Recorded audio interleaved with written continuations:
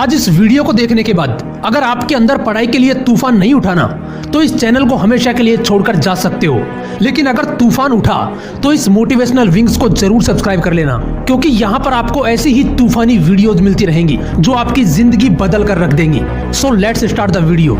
अगर आंखों पर पट्टी बांधी जाए तो थोड़ी दूर चल पाना भी बहुत मुश्किल हो जाता है, लेकिन एक लड़की ने आंख नहीं होने के बावजूद भी यूपीएससी का सफर तय किया और देश की पहली नेत्रहीन महिला आईएएस बन गई।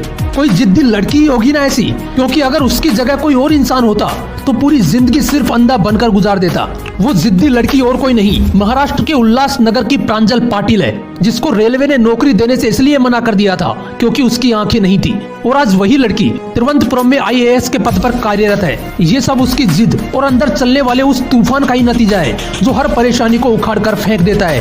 क्योंकि प्रॉब्लम्स की वजह से बहाने लगाना तो बहुत आसान है, लेकिन अंदर एक तूफान चाहिए होता है प्रॉब्लम्स को लात मार के कुछ बड़ा करने के लिए।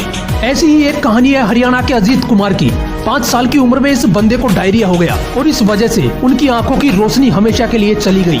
लेकिन कहते हैं ना कि इरादे पक्के और अंदर एक जिद हो तो इंसान किसी भी कीमत पर मंजिल तक पहुंच ही जाता है। इस बंदे ने आंखें नहीं होने के बावजूद भी अच्छी रैंक से यूपीएससी की एग्जाम पास की, लेकिन आंखों की वजह से इस बंदे को सिविल सेवा में कोई पद ना देकर रेलवे में अधिकारी का पद ऑफर किया गया। लेकिन उस बंदे ने उसे ठुकरा दिया, क्योंकि जिस बंदे के अंदर एक तूफान उठ चुका हो, जिसने जिद पाल रखी हो कि साला आईएएस बनना है तो बनना है, ऐसे बंदे को रोक पाना बहुत मुश्किल है। उस बंदे ने अच्छी रैंक होने के बावजूद भी सिविल सेवा में पद नहीं मिलने की वजह से अधिकारियों पर ही केस फाइल कर दिया। 2 साल तक केस चला और फाइनली उस बंदे ने केस जीत लिया और उसे आईएएस का पद ऑफर किया गया।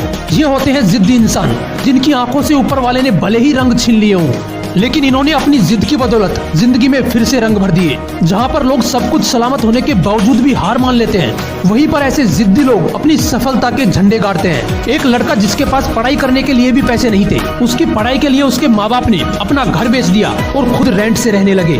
उन्होंने अपने बेटे से कहा कि बेटा ये खर्चा नहीं, इन्वेस्टमेंट है तेरे ऊपर, रिटर्न ऑफ इन्वेस्टमेंट तुझे देना है। उस लड़के ने अपने सपने को पूरा करने के लिए इतनी मेहनत की कि फर्स्ट अटेम्प्ट में ही यूपीएससी क्लियर कर दिया और बन गया आईएएस प्रदीप सिंह। यार, औकात से बड़ा करने के लिए औकात से ज्यादा मेहनत करनी पड़ती है। ऐसा ही एक लड़का जिसके अब्बू रिक्शा चलाते थे, गरीबी का आलम कुछ ऐसा था कि उस बंदे के पास बुक्स खरीदने तक के पैसे नहीं थे। इसके बावजूद जब तुम बहानों की लिस्ट बना रहे थे, वो लड़का इंडिया का यंगेस्ट आईएएस ऑफिसर बन गया, मिस्टर अंसार शेख।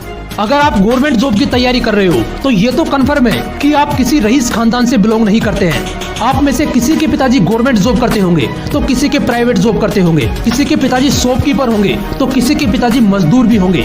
आपकी कंडीशन जैसी भी हो, चाहे आप मिडिल क्लास फैमिली से बिलोंग करते हो या एक पुअर फैमिली से, अगर गवर्नमेंट जॉब लगनी है, चाहे कितनी भी छोटी हो या कितनी भी बड़ी हो, मेरे दोस्त पढ़ना तो पड़ेगा।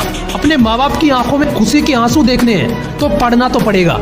ये लोग अलग नहीं थे, इनकी तरह बनने के लिए आपको भी अपने अंदर एक जिद, एक तूफान उठाना पड़ेगा। आपको जरूरत पैदा करनी पड़ेगी। इसलिए अपने अंदर के पढ़ाकू इंसान को जगाओ और बहानों को साइड करके लग जाओ अपनी पढ़ाई में। अगर वीडियो अच्छा लगा तो इसे लाइक करना और ऐसे ही मोटिवेशनल वीडियोस के लिए इस मोटिवेशनल विंग्स को जरूर सब्सक्राइब कर लेना। फिर मिलूंगा नेक्स्ट वीडियो में एक नए मोटिवेशन के साथ। जय हिंद, वंदे मातरम।